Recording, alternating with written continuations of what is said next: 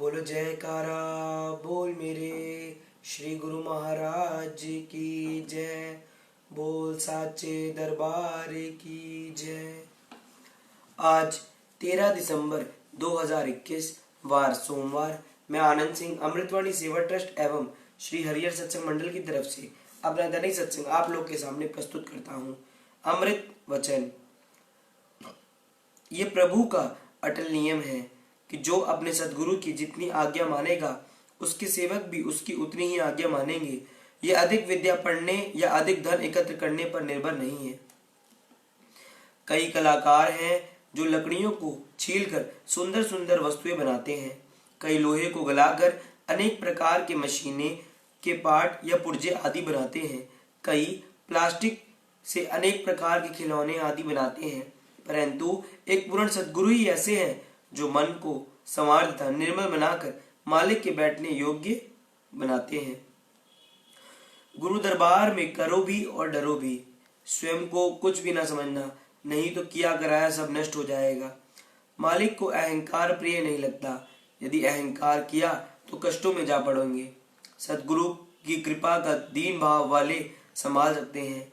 आंखों से देख रहे हैं कि कईयों पर कृपा हुई। अहंकार किया तो शून्य हो गए।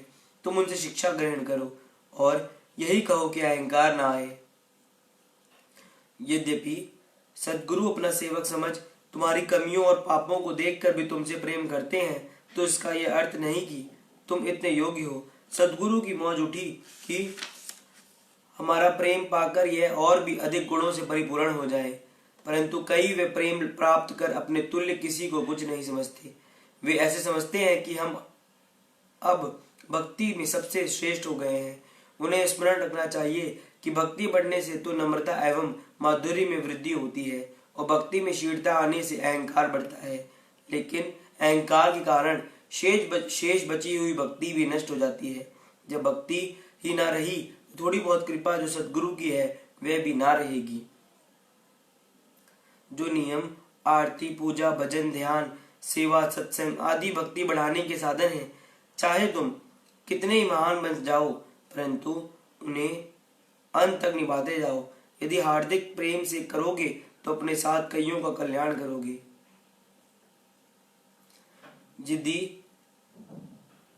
यदि सांसारिक सुख देख भक्ति मार्ग में गाफिल हो गए और सद्गुरु न चिताने के लिए दुख प्रदान किया है, तो यह भी उनका असीम कृपा समझो।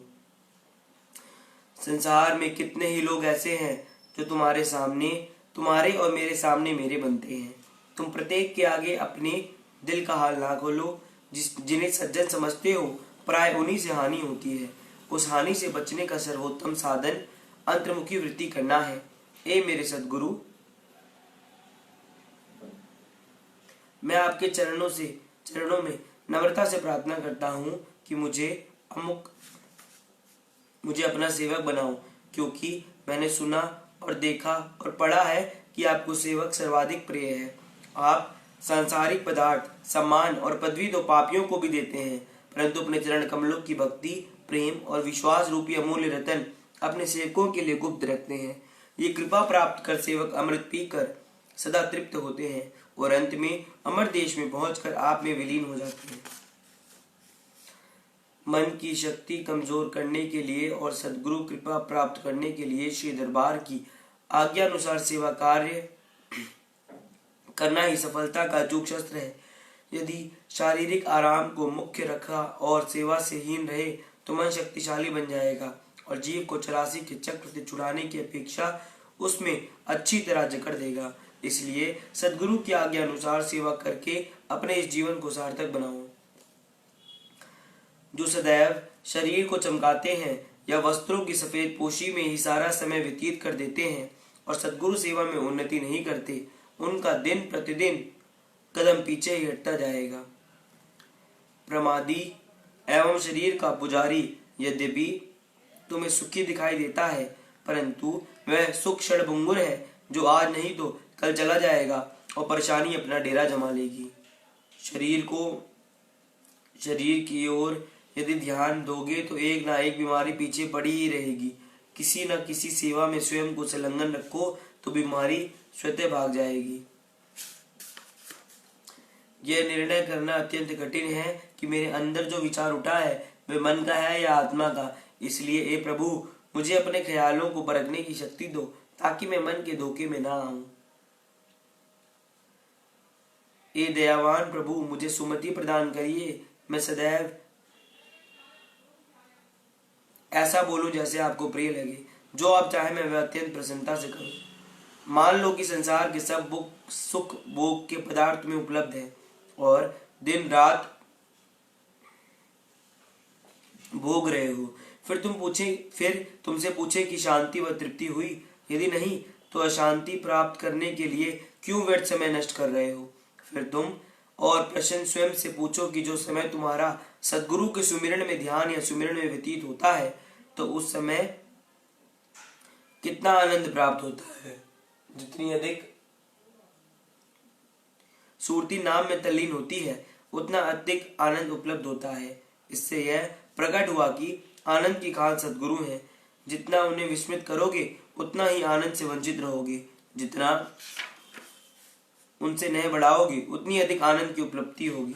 अतः यह निश्चय कर जानो कि जहां सद्गुरु आ जाएंगे वहां संसार के सभी पदार्थ स्वतः ही आ जाएंगे। ये रिद्धियों सिद्धियों के मालिक, सब लोकों के नायक, आप सब सांसारिक पदार्थ उन्हें दे जिन्हें उसकी मांग है। मैं तो आपसे आपको ही चाहता हूँ।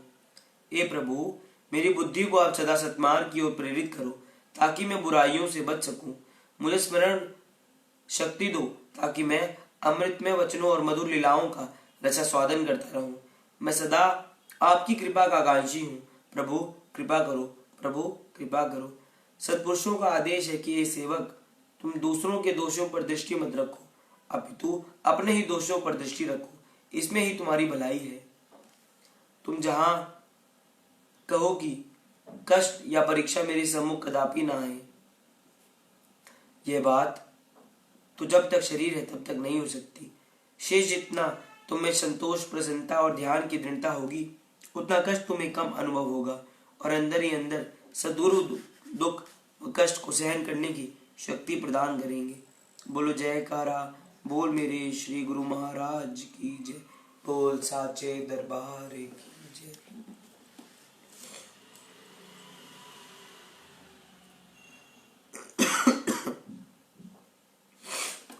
सत्संग। सम्यक दृष्टि। एक राजा था, बहुत प्रभावशाली, बुद्धि और वैभव से संपन्न।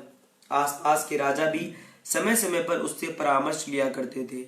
एक दिन राजा अपनी शैया पर लेटे लेटे सोचने लगा, मैं कितने भाग्यशाली हूँ, कितना विशाल है मेरा परिवार, कितना समुद्र है मेरा अंतःपुर, कितना मजबूत है मेरी सेना, कितना बड़ा है मेरा राजकोष। ओ मेरे खजाने के सामने कुबेर के खजाने की क्या बिसात। मेरे राजनिवास की शोभा को देखकर अप्सराएं भी ईर्ष्या करती होंगी। मेरा हर वचन आदेश होता है। राजा कवि हृदय था और संस्कृत का विद्वान था। अपने भावों को उसने शब्दों में पिरोना शुरू किया। 3 चरण बन गए, चौथी लाइन पूरी नहीं हो रही थी। जब तक पूरा श्लोक नहीं बन जाता तब तक कोई भी रचनाकर उसे बार बार दोहराता है। राजा भी अपनी वे 3 लाइनें बार बार गुनगुनाता रहता है। चेतोहरा युक्तय स्वजना नुकुला सदंता प्रणयक बर्गरी भृत्या गर्जंती द्वंती निव स्विर स्त्रंगा। मेरे चित्कर्षक रानियां हैं, अनुकूल स्वजन वर्ग है, श्रेष्ठ कुटुंबी जन है, कर्मकार विनम्र और आज्ञापालक है, हाथी घोड़ों के रूप में विशाल सेना है। लेकिन बार बार गुनगुनाने पर भी चौथी चरण बन नहीं रही थी। संयोग की बात है कि उसी रात एक चोर राजमहल में चोरी करने के लिए आया था। मौका पाकर वे राजा के शयन कक्ष में घुस गया और पलंग के नीचे दबक कर बैठ गया। चोर भी संस्कृत भाषा का विज्ञ और आशु कवि था। समस्या पूर्ति को उसे अभ्यास था। राजा द्वारा गुनगुनाए जाते श्लोक के 3 चरण चोर ने सुन लिए। राजा के दिमाग में चौथी लाइन नहीं बन रही है, यह भी वह जान गया। लेकिन 3 लाइनें सुनकर उस चोर को कवि मन भी उसे पूरा करने के लिए मचलने लगा। वह भूल गया कि वह चोर है और राजा के कक्ष में चोरी करने घुसा है। अगली बार राजा ने जैसे ही वे 3 लाइनें पूरी की, चोर के मुंह से चौथी लाइन निकल पड़ी। सम्मिलने नए नैनो नरी किंची दस्ती। राज्य वैभव आदि सब तभी तक है जब तक आंख खुली है। आंख बंद होने के बाद कुछ नहीं है। अंतः किस पर गर्व कर रहे हो? चोर की सी एक पंक्ति ने राजा की आंखें खोल दी। उसे सम्यक दृष्टि मिल गई। वह चारों ओर विस्फारित नेत्रों से देखने लगा। ऐसी ज्ञान की बात किसने कही, कैसे कही?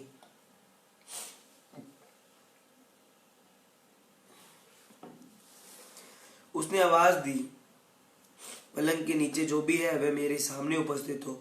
चोर सामने आकर खड़ा हुआ, फिर हाथ जोड़कर राजा से बोला, हे राजन, मैं आया था चोरी करने, पर आपके द्वारा पढ़ा जा रहा श्लोक सुनकर यह भूल गया कि मैं चोर हूँ। मेरा काव्य प्रेम उमड़ पड़ा और मैं चौथे चरण की पूर्ति करने का दुस्साहस कर बैठा। राजन, मैं अपराधी हूँ, मुझे क्षमा कर दे। राजा ने कहा, तुम अपने जीवन में चाहे जो कुछ भी करते हो, इस क्षण तो तुम मेरे गुरु हो। तुमने मुझे जीवन के यथार्थ का परिचय कराया है। आंख बंद होने के बाद कुछ भी नहीं रहता। ये दिया, गुरु होने के कारण तुम मुझसे जो चाहो मांग सकते हो। चोर की समझ में कुछ नहीं आया, लेकिन राजा ने आगे कहा, आज मेरे ज्ञान की आंखें खुल गई, इसलिए शुभस्य शीघ्रम इस सूक्त को आत्मसात करते हुए मैं शीघ्र ही संन्यास लेना चाहता हूँ। राज अपतरण के समान प्रतीत हो रहा है। तुम यदि मेरा राज चाहो तो मैं उसे सहज देने के लिए तैयार हूँ। चोर बोला, राजन, आपके जैसे इस वाक्य से बोध पाठ मिला है, वैसे ही मेरा मन भी बदल गया है। मैं भी संन्यास स्वीकार करना चाहता हूँ। राजा और चोर दोनों ही सन्यासी बन गए। एक ही पंक्ति ने दोनों को स्पंदित कर दिया है। यह है संपेक दृष्टि का परिणाम। जब तक राजा की दृष्टि सम्यक नहीं थी, मैं धन वैभव भोग विलास को ही सब कुछ समझ रहा था। जो ही आंखें से रंगीन चश्मा उतरा, दृष्टि सम्यक बनी कि पदार्थ पदार्थ हो गया और आत्मा आत्मा। बोलो जयकारा, बोल मेरे श्री गुरु महाराज की जय, बोल साचे दरबार की जय। सत्संग, क्रोध। एक संत भिक्षा में मिले अन्न से अपना जीवन व्यतीत करता था। वह रोज अलग अलग गांवों में जाकर भिक्षा मांगते थे। एक दिन वे गांव के बड़े सेठ के यहाँ भिक्षा मांगने पहुंचे। सेठ ने संत को थोड़ा अनाज दिया और बोला कि गुरुजी, मैं एक प्रश्न पूछना चाहता हूँ। संत ने सेठ से अनाज लिया और कहा कि ठीक है, पूछो। सेठ ने कहा कि मैं ये जानना चाहता हूँ कि लोग लड़ाई झगड़ा क्यों करते हैं। संत कुछ देर चुप रहे और फिर बोले कि मैं यहाँ भिक्षा लेने आया हूँ, तुम्हारे मूर्खता पूर्ण सवालों के जवाब देने नहीं आया। ये बात सुनते ही सेठ एकदम क्रोधित हो गया। उसने खुद से नियंत्रण खो दिया और बोला कि तू कैसा संत है, मैंने दान दिया और तू मुझे ऐसा बोल रहा है। सेठ ने गुस्से में संत को खूब बातें सुनाई। संत चुपचाप सुन रहे थे। उन्होंने एक भी बार पलटकर जवाब नहीं दिया। कुछ देर बाद सेठ का गुस्सा शांत हो गया। तब संत ने उससे कहा कि भाई, जैसे ही मैंने तुम्हें कुछ बुराई बातें बोली, तुम्हें गुस्सा आ गया। गुस्से में तुम मुझ पर चिल्लाने लगी। अगर इसी समय पर मैं भी क्रोधित हो जाता, तुम्हारे बीच झगड़ा बन जाता। क्रोध ही हर झगड़े का मूल कारण है और शांति हर विवाद को खत्म कर सकती है। अगर हम क्रोध ही नहीं करेंगे तो कभी विवाद नहीं होगा। जीवन में सुख शांति चाहते हो तो क्रोध को नियंत्रित करना चाहिए। क्रोध को काबू करने के लिए रोज ध्यान करें।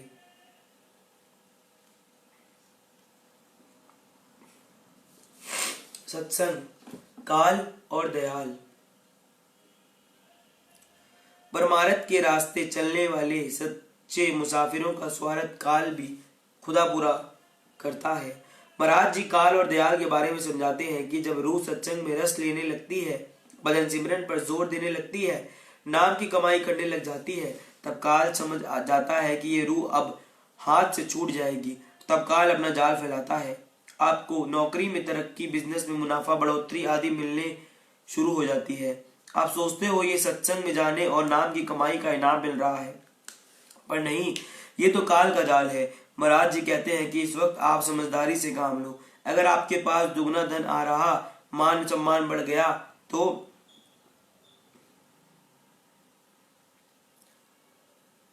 आप सोचते हो सत्संग में जाने और नाम की कमाई का इनाम मिल रहा है, पर नहीं, ये तो काल का जाल है। महाराज जी कहते हैं इस वक्त आप समझदारी से काम लो। अगर आपके पास दुगना धन आ रहा, मान सम्मान बढ़ गया, तो आप भी चतुराई दिखाते हुए आपकी ड्यूटी डबल कर दो। नाम की कमाई में दुगने जोश से जुट जाओ, आपका दुगना फायदा होगा। आपकी दुनियावी संपत्ति भी बढ़ रही है और आपकी रूहानी कमाई भी बढ़ रही है। समझने वाली और बहुत ही गहरी बात है कि परमार्थ के रास्ते चलने वाले सच्चे मुसाफिरों का स्वार्थ दयाल तो पूरा करती ही है, लेकिन काल भी खुद पूरा करता रहता है। काल उसे मुनाफा देकर रास्ते से हटाने की पूरी कोशिश करता है, लेकिन हमें भी और ज्यादा सतर्कता और समझदारी से काम लेना चाहिए। बोले जयकारा, बोल मेरे श्री गुरु महाराज की जय, बोल साचे दरबार की जय।